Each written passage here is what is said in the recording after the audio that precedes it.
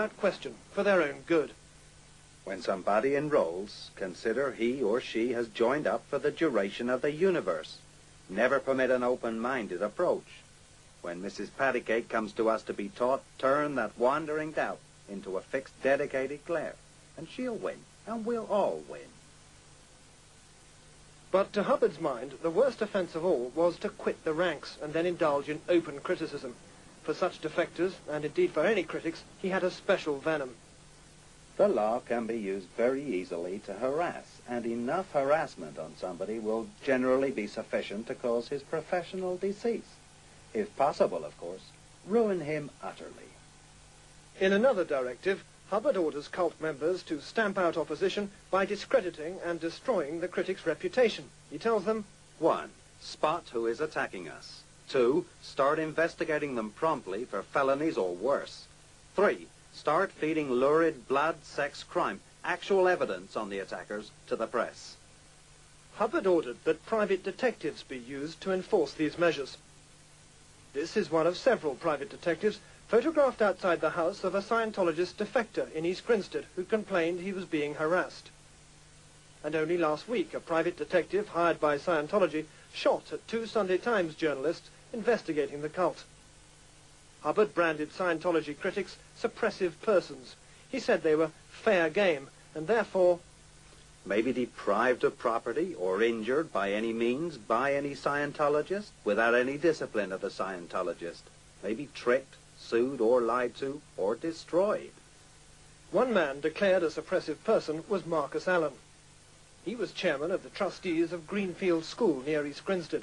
Though the school says it's independent, it's run by Scientologists. It boasts charitable status in the prospectus. This means substantial cash benefits through tax relief. Marcus Allen became increasingly hostile to the cult because of its demand for total loyalty.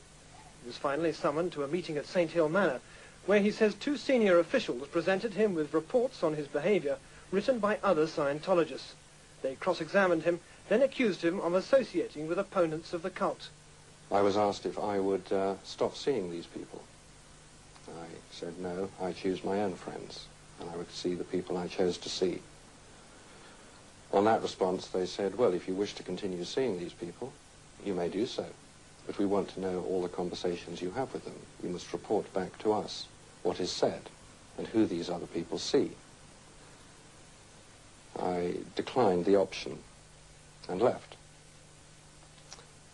I was being asked to spy on my friends, which I found extremely distasteful, and from an organization which calls itself a church.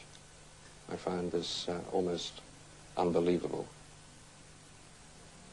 Soon after that meeting, Marcus Allen's 14-year-old son, Alexander, was drawn into the dispute. He was about to sit his O-levels at Greenfields. But the day after his father was declared a suppressive, Alexander was called to a meeting with the headmistress and her deputy.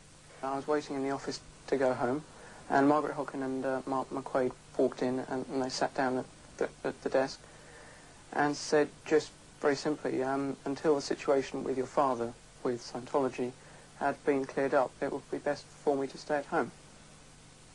The headmistress, Margaret Hodkin, claimed that Alexander was sent home because his stammer had become worse.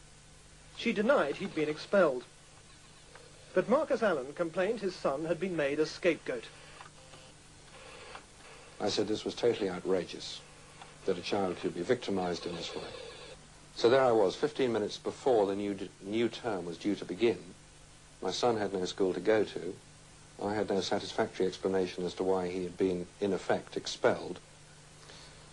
The experiences I'd been through as a result of Greenfield School and Scientology served really to confirm the belief I'd had that for me to remove myself from any association with Scientology was the correct decision. Marcus Allen and other critics are determined to expose just what Scientology means. But every day, new people are still being recruited to the cause. It's business as usual at St. Hill today. Even disenchanted ex-members concede that Scientology can help some people. But they say it's obsessed with making money and suppressing opposition, and that families are too often the victims of their loved ones' blind faith. Families like the Lillys, they recall the joyous moment when their daughter Lissa came home having apparently decided to leave the cult, but she didn't stay. Roger Kay from the Brighton Scientology Centre followed her to the house.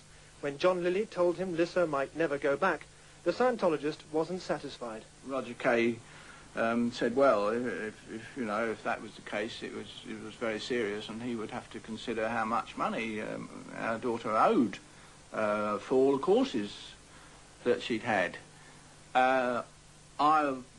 That infuriated me, and I said, well, righto then, Roger, write it down now, and then I shall submit my account to you for all the time and hours that she has worked for you for nothing, and my figure will be more than yours. It didn't happen, of course. We shouldn't have allowed her, you see. We should have physically stopped her, but you don't do that sort of thing. She went back, and then the whole thing starts over again. Very sad.